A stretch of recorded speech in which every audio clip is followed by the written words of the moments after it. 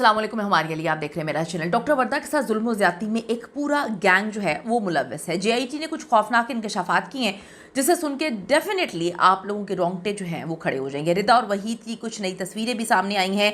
दोनों मिलकर अवाम को किस तरह से जो है वो बेवकूफ़ बना रहे थे। इनके साथ कौन कौन मुलव्वस है, काफ़ी ऊपर तक की गेम है, बड़ी गेम है, बड़े मगरमच्छ इसमें इन्वॉल्व हैं। जिंदा डॉक्टर वर्दा का सौदा कितने में किया गया, कत्ल के बाद कौन डॉक्टर वर्दा का एटीएम मुसलसल यूज़ कर रहा था। सीसीटीवी फुटेजेस भी इस वक्त जो है वो मंजर आम पर आई हैं। तड़पाओ, मारो, जलाओ या जंगली जानवरों के हवाले करो, हमें कोई फ़र्क नहीं पड़ता, सिर्फ इसकी लाश नहीं मिलनी चाहिए।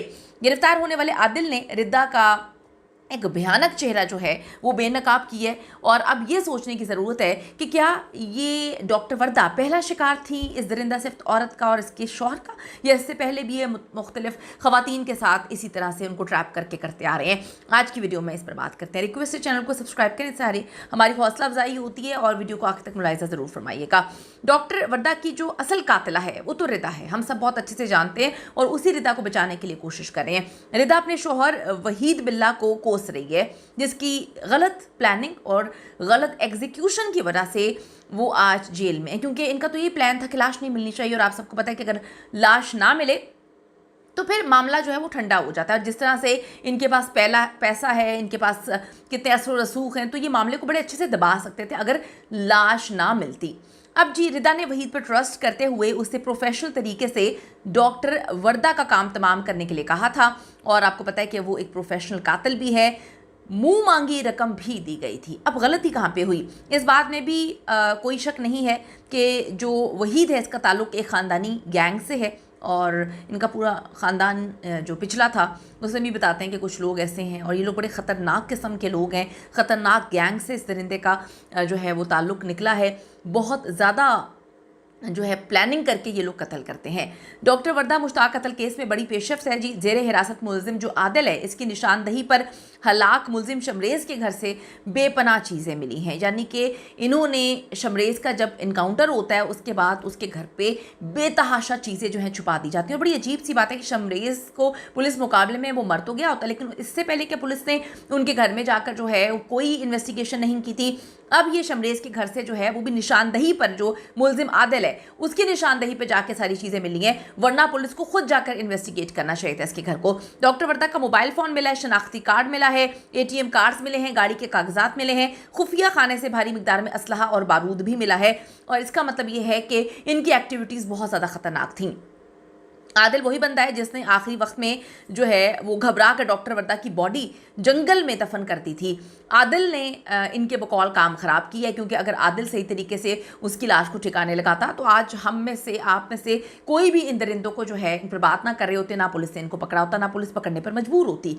आदिल ने इंकशाफ किया कि जो आदिल जो पूरी कहानी सुना रहा है शमरेज़ के हवाले से, आदि मुजरिम था और वहीद से मुसलसल ये राब्ते में रहा करता था।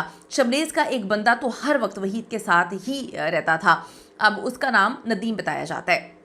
जिस किस्म का असलहा शमरेज़ के घर से मिला है वो तो दहशतगर्दों के पास होता है। ऐसे साबित होता है कि ये कोई आम मुजरिम नहीं है, ये बड़े कोई दहशतगर्द टाइप के खौफनाक ख़तरनाक किस्म के जो हैं ये क्रिमिनल्स हैं। रिदा, वहीद और नदीम तो अदालत में मुकर गए हैं, लेकिन अब जो परवेज़ और आदिल है अब इनके खिलाफ गवाही देंगे, क्योंकि पुलिस ने इनको समझाया है कि आप वादा माफ़ गवाह बन जाए तो शायद आपकी थोड़ी सी बख्शिश हो जाए। आदिल ने यह भी बताया कि रिदा और वहीद ने डॉक्टर वर्दा का सौदा शमरेज़ से किया था। शर्त यही थी कि जो मर्ज़ी कर लो, बस लाश नहीं मिलनी चाहिए, जहाँ मर्ज़ी बेच दो, जो मर्ज़ी तुमने करना है करो, हमें कोई फ़र्क नहीं पड़ता है, ना लाश मिले और ना ही हमारे ऊपर कत्ल का मुकदमा हो। ये इनकी डील हुई थी और बड़े पैसों में ये डील हुई थी। इन्होंने बड़े प्रोफेशनल जो है कातिल हायर किए थे, इसीलिए ये सीसीटीवी कैमरे के सामने से डॉक्टर वर्दा को गाड़ी में बिठाकर जो है ले गई थी। आदिल ने इंकशाफ किया कि जब पहली रात पुलिस ने रिदा को गिरफ्तार किया तो हम बहुत ज़्यादा डर गए थे, घबरा गए थे, लेकिन फिर रिदा के शौहर ने और उनकी फैमिली मेम्बर्स जो भी इस सारे मामले में मुलव्वस थे, उन्होंने बता दिया कि परेशान होने की ज़रूरत नहीं है, पुलिस भी अपनी है, जो वहाँ पर डील कर रहे थे पुलिस वाले, उनके साथ इनकी कोई सेटिंग थी, आप देख लेंगे किस तरह से केस को ख़राब किया है। तो कहते हम डर तो गए थे कि हम हमने तो अभी तक डॉक्टर वर्दा को कत्ल भी नहीं किया, वो तो हमारे पास जिंदा सलामत बैठी हुई है। अगर पुलिस जो है वो कार्रवाई करते हुए उन्होंने मुंह खोल दिया, जो कि रिदा और उसका शोहर पुलिस की कस्टडी में है, अगर वो मुंह खोल देते हैं और हमारे पास आ जाते तो डॉक्टर वर्दा तो जिंदा इन लोगों को मिल जाएगी। बस उसी चक्कर में हमसे वो कहते हैं गलतियां हुई हैं। जेआईटी रिपोर्ट के मुताबिक तमाम मुल्जिमान के राब्ते वहीद से ही निकले हैं और जियो फेंसिंग में रिदा और जो वहीद है उसकी मौके पर मौजूदगी साबित हो चुकी है। यही नहीं बल्कि मौके के गवाह और वहीद के जो साथी परवेज़ है, इसने भी इनके खिलाफ गवाही जो है वो दे दी है। परवेज़ ने जो इंकशाफात किए हैं उनके मुताबिक तो असल कातिला रिदा वहीद है, उसका शौहर है, और उसे बचाने के लिए इस वक्त पूरा जोर लगाया जा रहा है, क्योंकि अगर उसने मुंह खोल दिया तो सारे मामला खत्म हो जाएंगे, इसीलिए उसको जुडिशियल करवा दिया गया है। मुल्जिम परवेज़ के मुताबिक मुल्जिमा रिदा ने डॉक्टर वर्दा को कत्ल करने से कबल बहुत मारा था, जैसे कि कोई बदले ले रही हो, और रिदा बार बार डॉक्टर वर्दा पर तशद्दुद करके डॉक्यूमेंट्स पे सिग्नेचर करवा रही थी।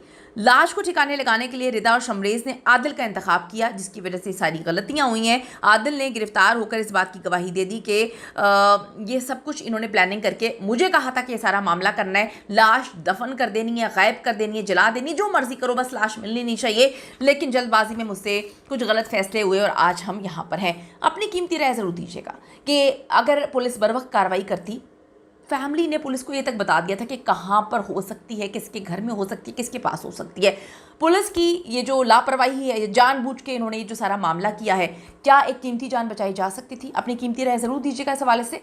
सी you in the next video.